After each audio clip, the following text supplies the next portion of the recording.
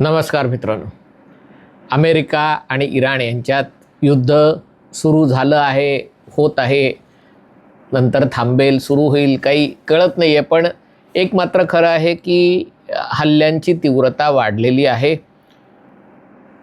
गेल्या 2 दिवसात साधारणतः 50 क्षेपणास्त्र आणि ड्रोनचा मारा इराणने केला. अमेरिकेनेही इराणमध्ये खोलवर आतमध्ये वेगवेगळ्या लष्करी तळांवर हल्ले केले. सुरुवात झाली तेव्हा हे हल्ले फक्त बंदर अब्बास, नंतर चाबहार आणि केशम आणि या सगळ्या म्हणजे त्यांचे जे नाविक तळ आणि तिथे हल्ले केले गेले होते. पण आता आजपर्यंत हल्ले करण्यात आलेले आहेत. पण हे सगळं राहिलं एकीकडे.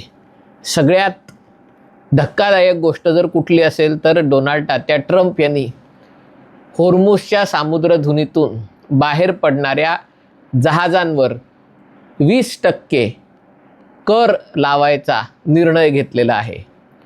अमेरिका तुमच्यासाठी होर्मुझची सामुद्रधुनी उघडत आहे आणि तुमची ही सेवा केल्याबद्दल फुलना फुलाची पाकळी म्हणून तुम्ही तुमचा जो माल आहे जहाजावरचा, तर तो जहाजावरचा माल त्याचा मोजणी कशी करणार कोणाला माहिती नाही, पण जहाजावर जो माल आहे त्याच्या रकमेच्या 20% रक्कम ही अमेरिकेला द्यायची.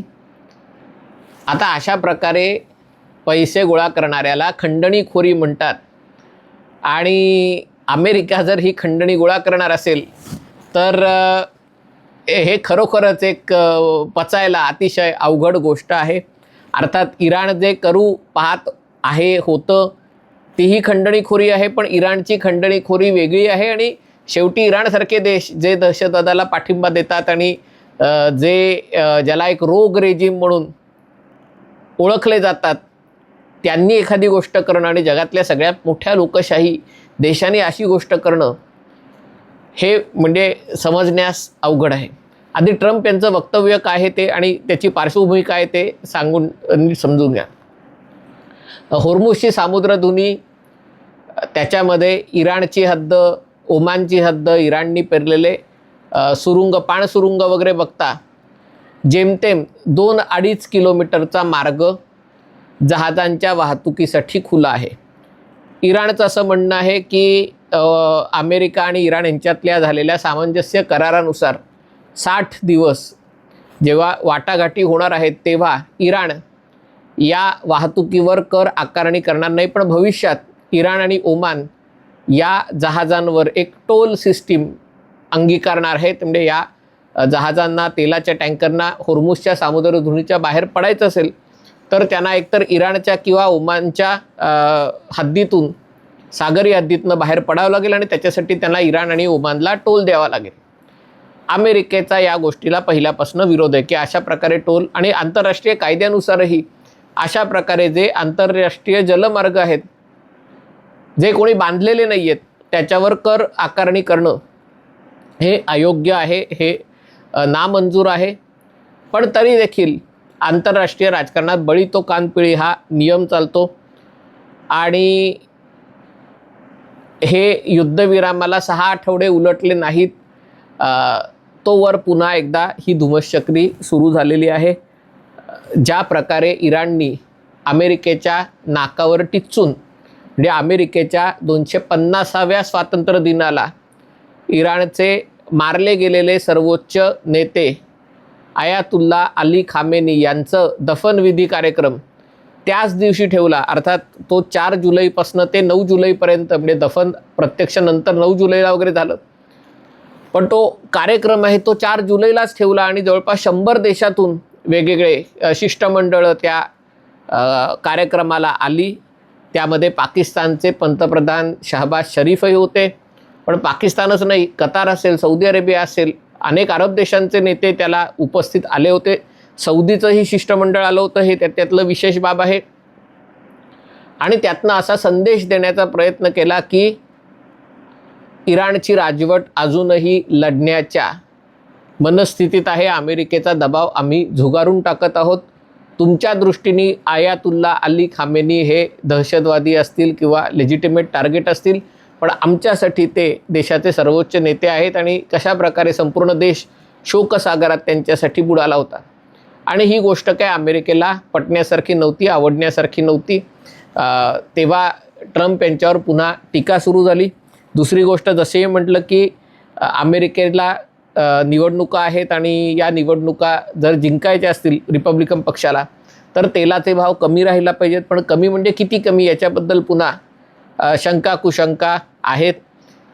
तेलाचे भाव कमी राहिला म्हणून वेगवेगळ्या देशांनी तेलाचं अतिरिक्त उत्पादन करायला सुरुवात केली आणि मग हे भाव $40 खालती जातील अशी भीती व्यक्त करण्यात येऊ लागली.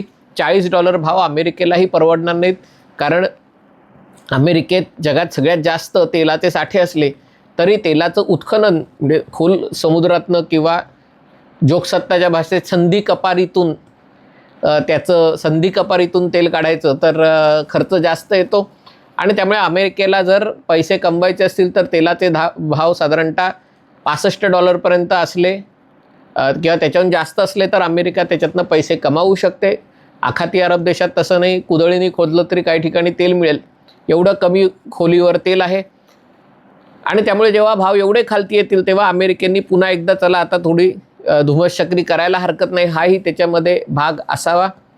पण या सगळ्यामध्ये अमेरिकेची जी अपेक्षा होती की इराणला आपण बदडला आता इराण शांतपणे एका गुणी बाळासारखा आपल्या लायकीत राहील, आपल्या मर्यादेत राहील आणि मग आपण या वाटाघाटीत इराणसोबत काहीतरी एक उत्तर शोधू शकू. जर इराणनी नाही ऐकलं तर मग इराणला पुन्हा एकदा अद्दल घडवू शकू, तोपर्यंत निवडणुका झाल्या तर.